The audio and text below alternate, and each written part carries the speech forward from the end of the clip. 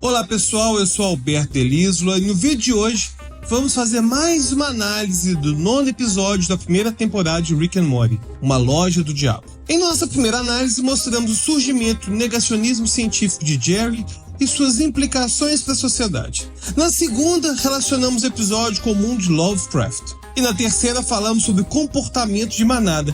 Mas no episódio de hoje vamos fazer uma análise diferente. Vamos refletir sobre as possibilidades de termos vida em nosso sistema solar que não seja na Terra. E se você gosta de vídeos como esse, que fazem análises de episódios de Rick and Morty, depois dá uma olhada nas nossas playlists, porque tem uma playlist só de Rick and Morty.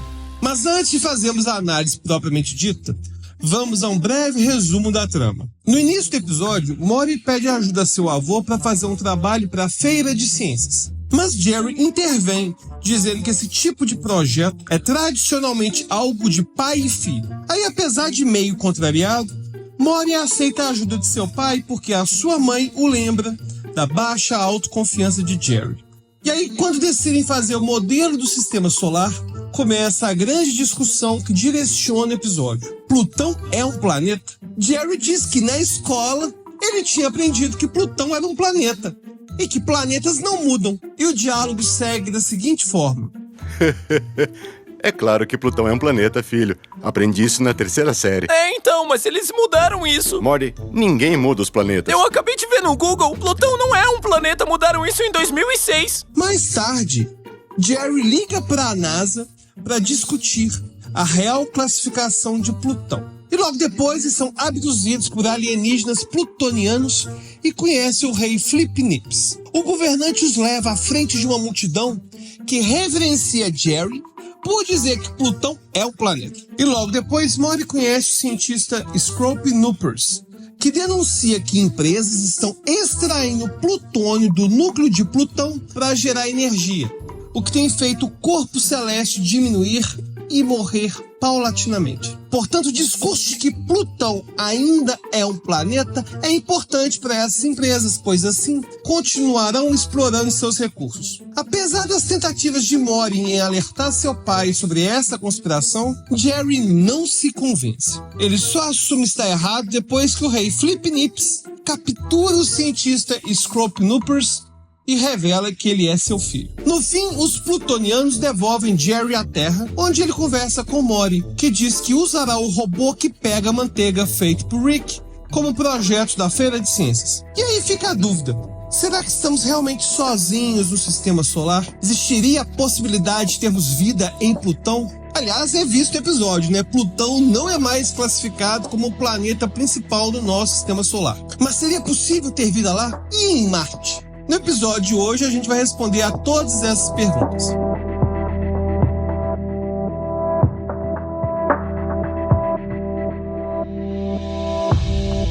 Teorias sobre a existência de vida extraterrestre no sistema solar existiram ao longo da história e muitas vezes corresponderam tanto ao nosso entendimento do que é vida, quanto aos achados científicos da época. Pegue Marte, por exemplo. Consolidando o que se sabia sobre o planeta até meados do século XIX, o cientista William Whewell sugeriu em 1854 que Marte tinha sim terras e mares, e logo, possivelmente vida. Em 1877, o astrônomo Giovanni Schiaparelli observou em Marte o que ele traduziu como canali, um termo italiano para canais, mas que foi traduzido erroneamente para o inglês como canais, no sentido de construções artificiais. E essa tradução alimentou a especulação de que Marte possuía sim civilização inteligente capaz de construir canais para transportar água. E aí, influenciado por essa ideia,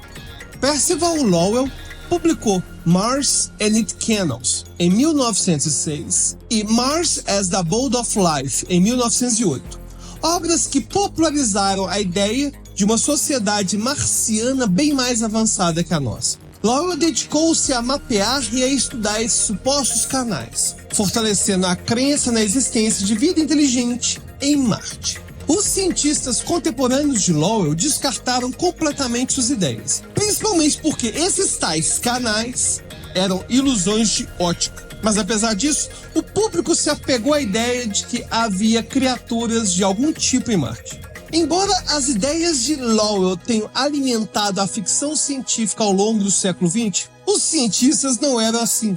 Tão fãs do escritor, observavam as evidências e apontaram para as crescentes observações que mostravam que Marte era um mundo deserto, seco, estéril, com condições bem difíceis para terem vida.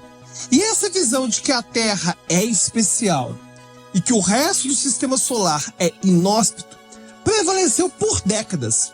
E não só para Marte, mas também para todo o sistema solar e até mesmo para o universo.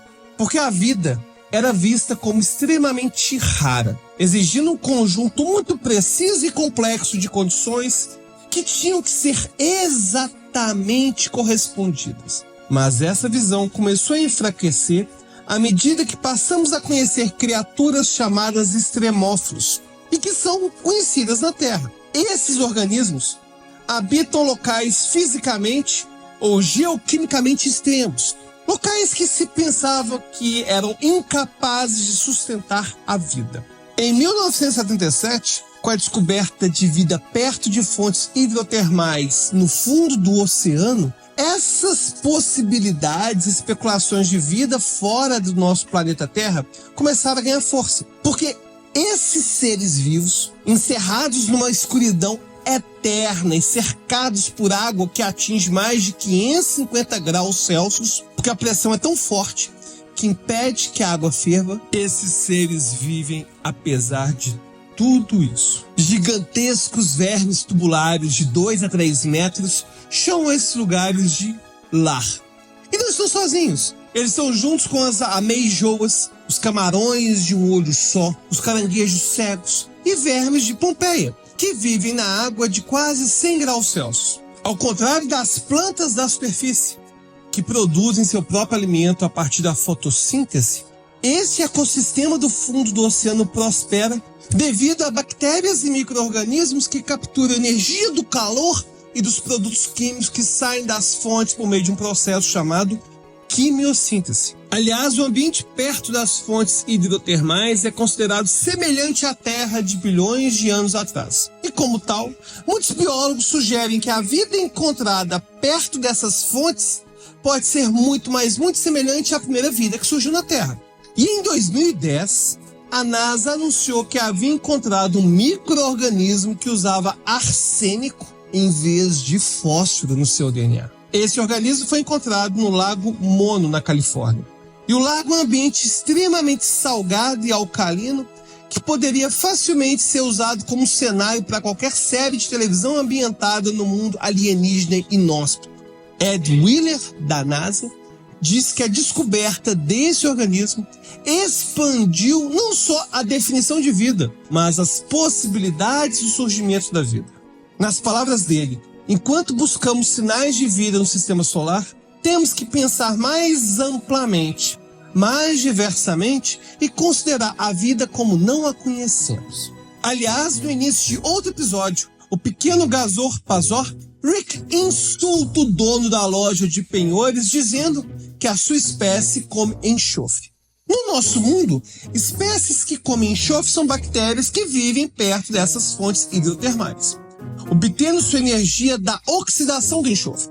Rick claramente estava usando isso como um insulto sobre o quão avançada era a espécie do dono da loja. E organismos que vivem perto de características hidrotermais e aqueles que usam arsênico são apenas 2 de uma crescente coleção que inclui, entre outros, os endólitos, que são organismos que vivem dentro de rochas, os acidófilos, organismos que podem suportar condições altamente ácidas, os piezófilos, organismos que podem viver sob altas pressões, os criófilos, organismos que podem viver em temperaturas extremamente baixas, e os impressionantes radioresistentes, que são organismos que podem viver na presença de uma radiação que é nociva para a gente. Então, os extremófilos mudaram e continuam mudando nossa definição de vida.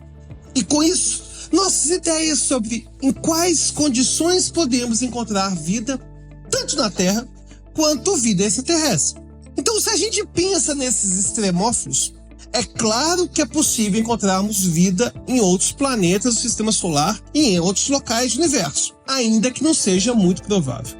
No entanto, isso não significa que vamos encontrar civilizações ou vida inteligente fora da Terra. E você já conhecia os extremófilos? Você acha que existe vida em outros planetas? Deixe seu comentário agora. Se você quiser discutir sobre esse assunto diretamente comigo e com a nossa comunidade, aí tem que virar apoiador do nosso canal, né? Clica no link da descrição, participe da nossa campanha do Apoia-se e a gente se vê lá no grupo secreto do Telegram. Até a próxima.